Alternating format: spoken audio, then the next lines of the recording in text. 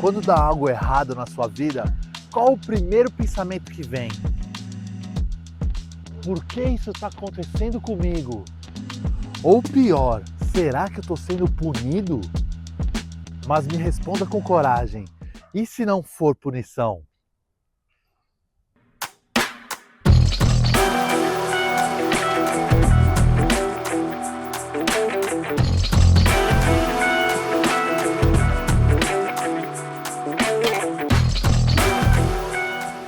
Porque existe um tipo de dor que vem acompanhada de culpa. Você começa a olhar para trás e rever suas escolhas, rever seus erros, rever suas falhas. Aí você pensa, eu mereço isso? Mereço ou não mereço?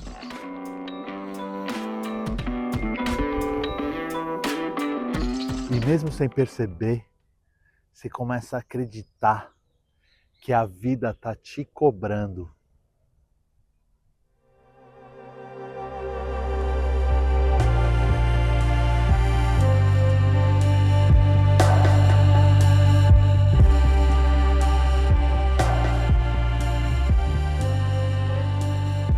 Mas deixa eu te dizer algo com clareza.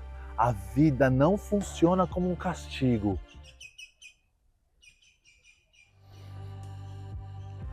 Ela funciona como um aprendizado. Allan Kardec, lá na base do Espiritismo, já esclarecia: as provas da vida não são punições, são oportunidades de progresso para o espírito. E isso muda tudo. Porque tira você do lugar de condenado e te coloca no lugar de alguém em evolução. Não tenha culpa dos erros cometidos e não deixe ninguém utilizá-los contra você.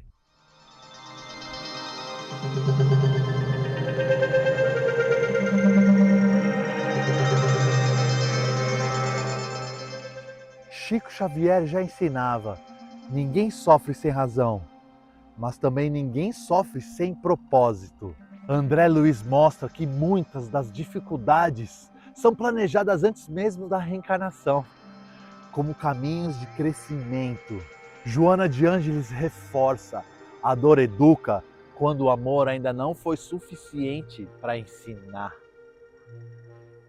E Emmanuel ainda traz uma chave profunda. Ele diz que as dificuldades não são castigos, são lições necessárias. Ramatiz aprofunda ainda mais. Ele diz que o sofrimento é um instrumento de lapidação da alma, não de condenação.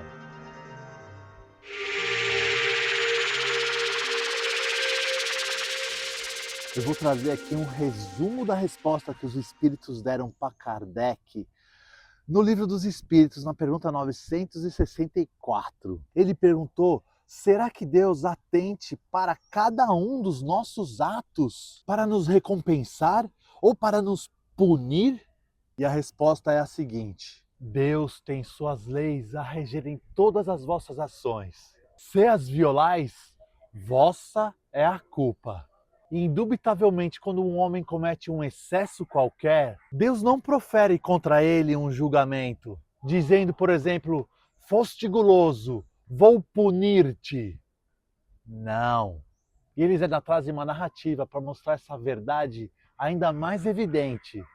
É assim: um pai deu ao seu filho educação e instrução, isto é, os meios de se guiar. Cede-lhe um campo para que cultive e lhe diz assim: aqui estão todas as regras que deve seguir e todos os instrumentos que deve utilizar para tornar fértil esse campo e assegurares a tua existência.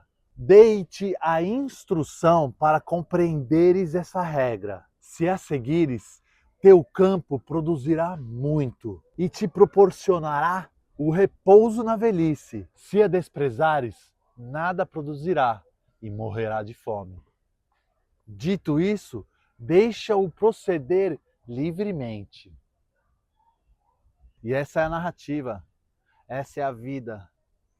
É isso que nos é dado: o campo, os instrumentos e as regras. O que fazer com isso depende da gente.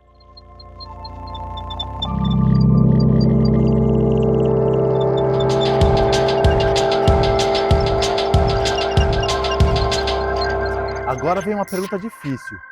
Você está olhando sua dor como punição ou como preparação? Porque a forma como você interpreta define o que isso se torna dentro de você. Se é castigo, você se fecha. Se é aprendizado, você cresce. Irmãs do Fo diz que não existe reforma íntima sem sofrer, mas autopunição é uma forma de martírio que nos impomos, como se com isso estivéssemos melhorando. Não é apenas nos conhecer o que precisamos, é preciso nos aceitar. Um intenso trabalho de autoaceitação para compreender o que somos e entender o porquê do que fazemos, o que fazemos. E assim aceitar a nossa realidade para poder transformá-la para melhor.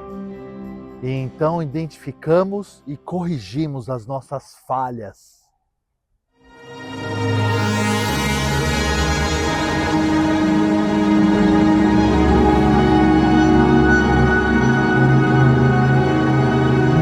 Existem 3 vilões que chicoteiam a nossa alma quando em amadurecimento: a baixa autoestima, o medo de errar e a culpa. Pensa comigo.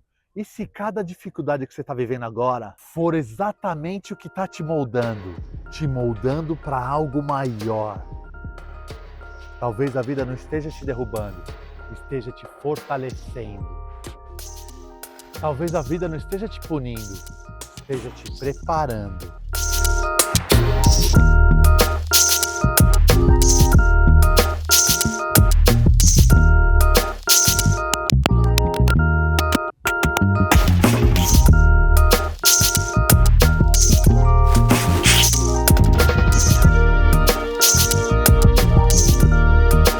De certo, não devíamos agir como agimos em muitas ocasiões. Considerando os conhecimentos que hoje enobrecem os nossos passos, estamos aqui com a consciência de buscar evolução, não é mesmo?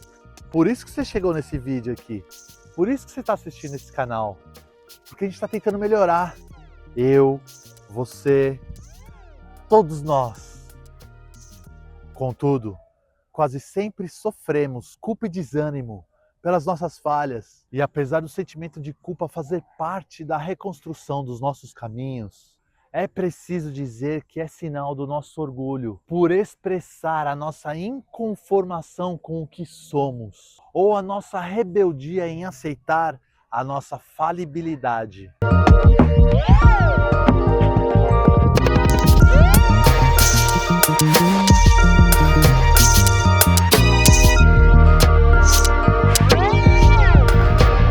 Então, da próxima vez que a dor vier, não pergunte por quê. Pergunte para quê. Se acreditamos na nossa imortalidade, devíamos concluir o quanto antes, tratar a nossa realidade sem medo e sem culpa. E maior será o bem que faremos a nós mesmos. A educação de nossos sentimentos é algo doloroso. E bom mesmo será quando tivermos a coragem de aprender e praticar a verdadeira conduta do perdão. Porque quem perdoa conquista a sua alforria da prisão da culpa. Como disse Hermínio de Miranda, a sociedade humana tenta a correção pela punição, a divina pela reparação. E você já consegue enxergar suas dores como parte da sua evolução?